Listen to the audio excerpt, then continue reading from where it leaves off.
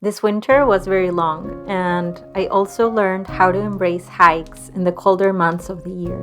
It is beautiful to see how spring is slowly arriving, and this invites me to slow down as it goes by so fast. The weather is finally changing, the forsythias are out, the willow flowers are out, and it feels like hope. It feels like a ray of hope.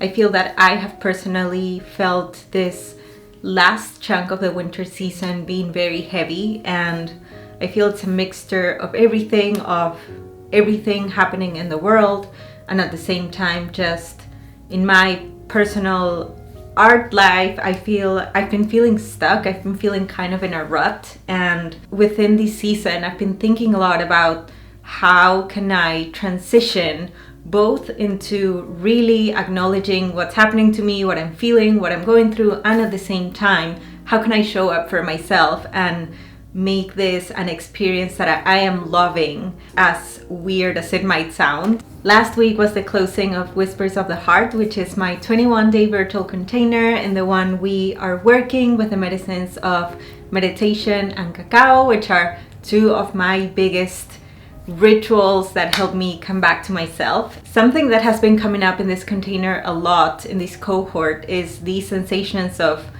we all go through different things, and we all find ourselves in different moments in time, but sometimes something very specific is happening in our life that very dark, there's a lot of shadow, there's a lot of work, there's a lot of grief that we go through. And there's other times when we don't really know. There hasn't been like a specific happening that is making us feel in a rut or, unsynced with ourselves. But sometimes it's more related to what we're eating, with our routines, with even the weather. I am someone that when the weather is super nice and the sun is out, I feel so alive and energized. And the days when it's super gloomy and no ray of the sun comes out, I feel more blue. Yeah, this is something that we were touching base on Whispers of the Heart. Like, how can we really embody this that we're feeling? How can we accept it? And at the same time, how can we cultivate feelings, emotions, and actions that are bringing us back into why we love being alive and why we love the things that we do in the first place? There's so many different ways in the ones we go through ruts, like a creative rut and feeling burned out or just, things not panning out the way we dreamed they would, and so many things. I feel I've been feeling in a rut with my art, and I feel that I'm finally coming back to really enjoying my days at the studio. And it's been a month since I started Ayurveda once again, and right now this month has been super focused, yes, on the things that I'm eating and, coming back to my routine of scheduling and waking up at the same time, going to bed at the same time, and putting in my schedule eating 3 times a day, which is something that sometimes I completely forget. It's been a month and probably more of just really coming back to myself and becoming very truthful of, this is not serving me. These routines, these habits, how can I shift them around? This phone addiction is not really serving me. All of these efforts combined with being in the Whispers of the Heart container have been like, I feel like I'm starting to bloom, just like the forsythias and the willows. And I feel that it's finally starting to feel like my own personal spring. But I feel, that's the reason why I love to do videos. That's the reason why I love to be here, because I feel we all go through very similar things, no matter how different the actual happenings in our life are. But these like going in a rut or doubting ourselves or being out of our own schedule and what makes us feel good, I feel that this is a space for me, and I've always said it, this is not an art channel, this is like a life channel in the one I share art because I'm an artist and that's what I do.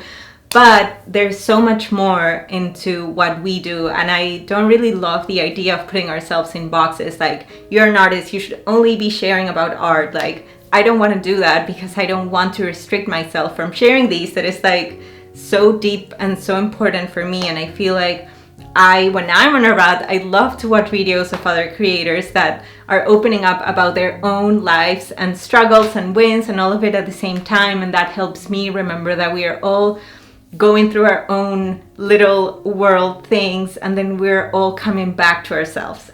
I'm gonna stop this part of the video here because I feel I could just talk forever.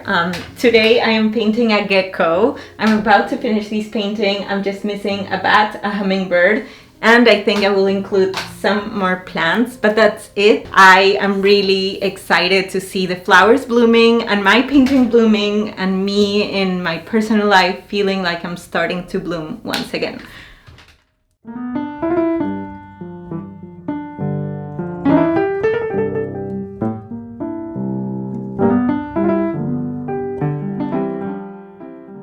For the four corners of my pollinator painting, I wanted to include some of our non-typical pollinators, the ones who not everybody knows pollinate.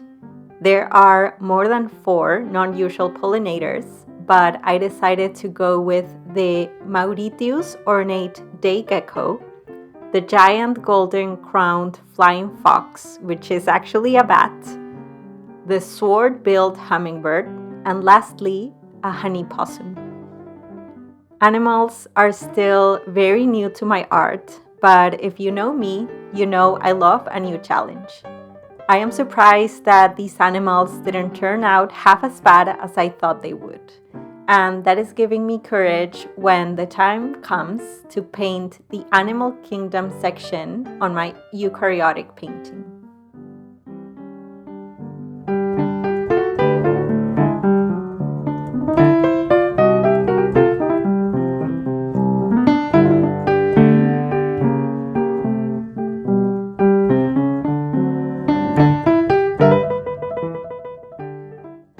When the year started, I had the resolution to really focus a lot of my time in the studio into painting. And I am so glad that I'm actually following that and making way more time for painting this year.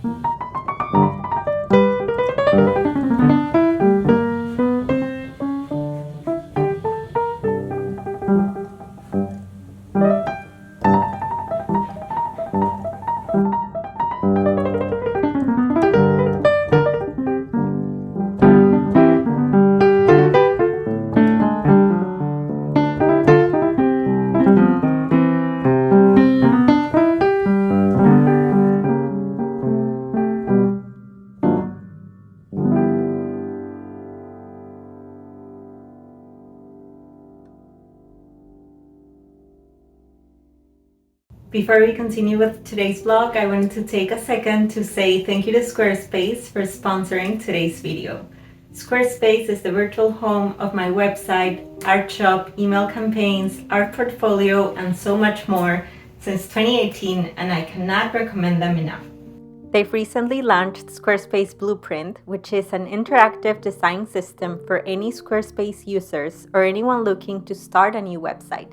They ask you some questions and help you design a very personalized website, which includes the most optimized SEO for your own website and your own expertise. Squarespace and I are partnering up to offer you a 2-week free trial, and once you feel ready to launch, you can use the code CAROAREVALO to get 10% of your first purchase of a website or domain with them.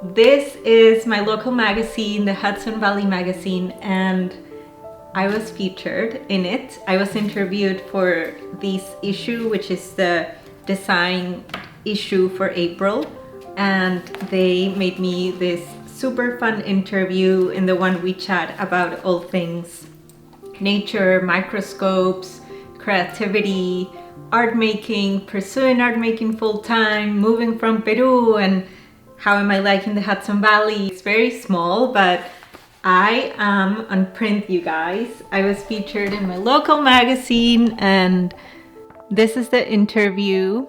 It is available online in case you want to read it. I will include it in this video's description, but I'm not only so happy for this, I feel it's like all these little wins that as an artist feels so beautiful. But anyhow, I not only wanted to share with you being featured in this magazine, but also that just seeing these and seeing my art and, you know, being celebrated for what I do in print has just brought so much to me. A few weeks ago, I was re-watching that video that I did back in, I believe it was 2018, of being an artist with a day job and, you know, doing art the whole day, and then at around 4 p.m.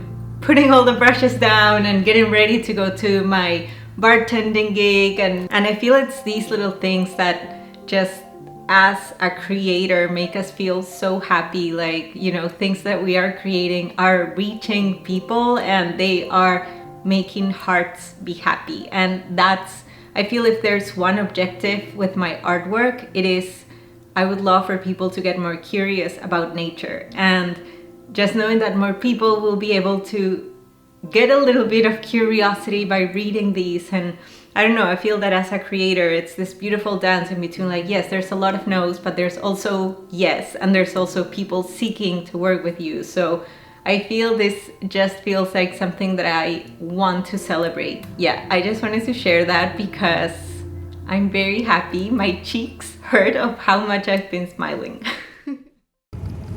This month, I took a small trip to New York City.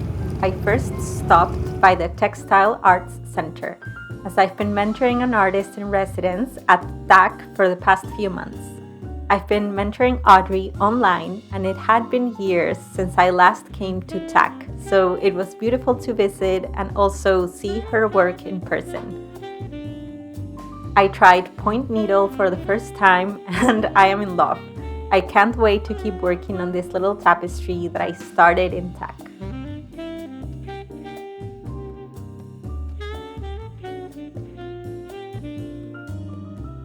I also stopped by Saria Forman's solo art show at Winston Watcher. I've been a fan of Saria's work since I can remember, and I love the technicality with the one she draws in pastels. Seeing Saria's work is a reminder that all my dreams as an artist are possible. I just came back from the city. It was so much fun. I did a lot of things, and it was also very tiring. I'm not used to the pace of the city and being around so much people, but I had a beautiful day, and now I'm just gonna rest for the rest of the night. I made myself some Blue Lotus tea, and I have leftover dinner, and I am reading the Alan Watts book called The Way of Zen, so I'll keep reading that for the rest of the night and go to bed. I'm exhausted, and tomorrow I have my friend Jess's event, in the one I'm teaching and sharing a watercolor class and visualization, so I want to be fully rested for that. It's a whole day event, and I want to wake up early and do yoga and all my things, so I'll wind down for the rest of the night. And whoa.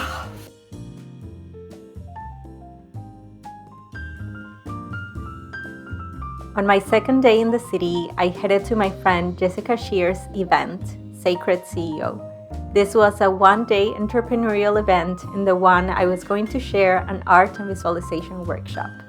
We started the day with a cacao ceremony, followed by a rapid fire for business strategy, some movement, the art class that I held, a delicious lunch, which I forgot to record, and one-on-one mentoring sessions with Jess and Robin, who are both business coaches.